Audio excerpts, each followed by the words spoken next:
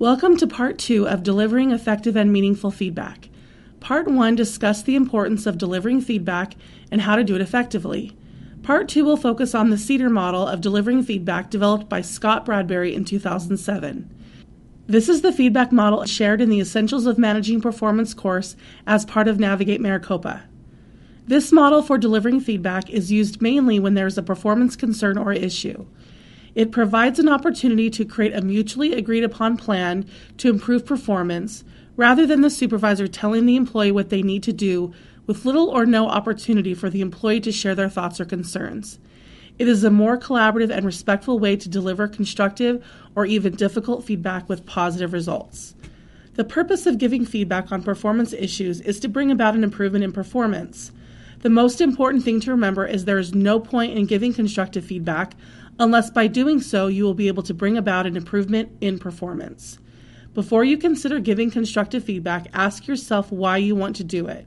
If the answer is to clear the air, to get it off your chest, or to make you feel better, then you probably should not give the feedback. If the answer is to help improve the performance of an individual or team, then you should give it. The first step of the model is to clarify. This stage begins before any discussion with the employee. Clarify your concern by writing out the performance issue you want to address.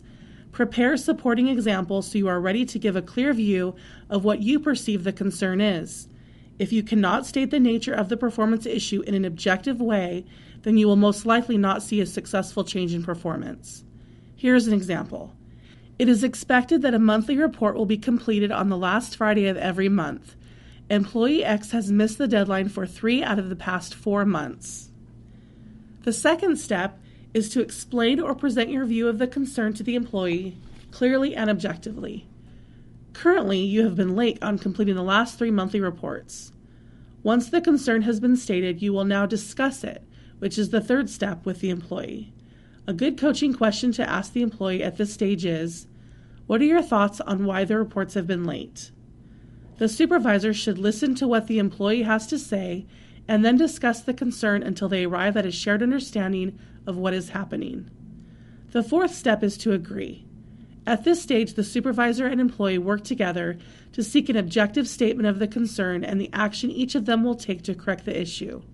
Remember, without agreement, there is no solution. An example of the agreement might look like this.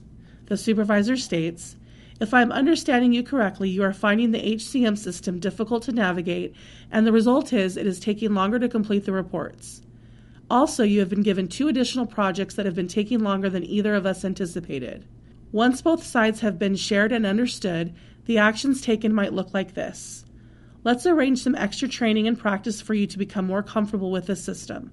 Also, let's look at the projects that were assigned and adjust the timelines. How does that sound to you?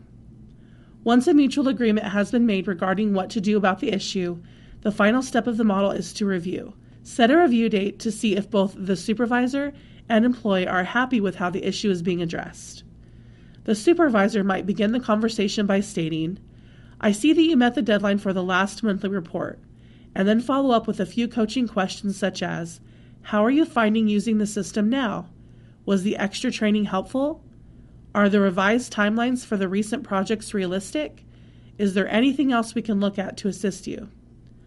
Lastly, remember to give positive feedback if the individual successfully improves their performance. Thank them for their efforts and remind them they are a valued and respected member of your team.